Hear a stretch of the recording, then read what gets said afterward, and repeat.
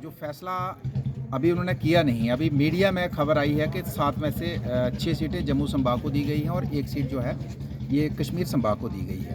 तो अभी हम ये नहीं कह सकते कि इस एरिया को नहीं मिला है, इसका जो हक बनता था नहीं मिला है, और ये भी नहीं कह सकते कि मिल गया है, क्योंकि अभी रिपोर्ट वो पब्लिश हुई नहीं है, पब्लिक डोमेन में आई नहीं है।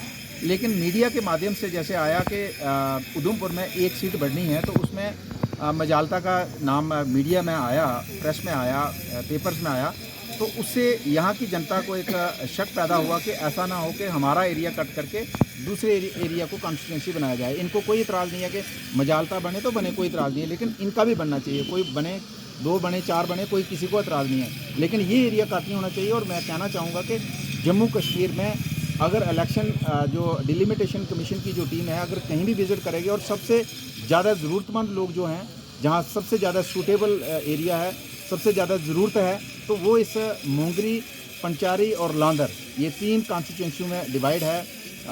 इस एरिया को सबसे ज़्यादा ज़रूरत है कि इसकी कॉन्स्टिट्यूंसी अलग बननी चाहिए। हमने कहा पहले भी कि अगर गुरेज 14,000 पे बन सकती है, तो यहाँ तो 30,000 से ज़्यादा वोट है, ये तो आराम से बन सकता है।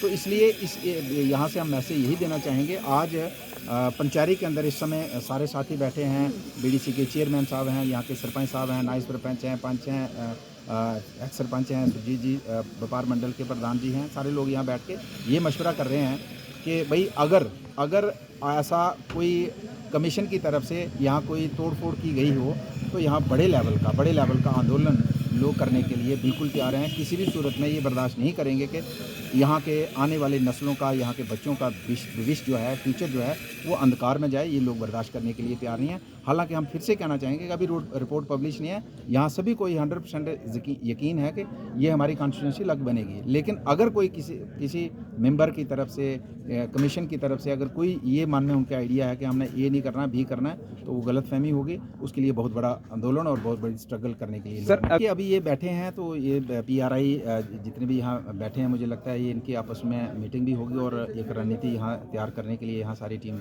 आई है और ये एक रणनीति तैयार करेंगे।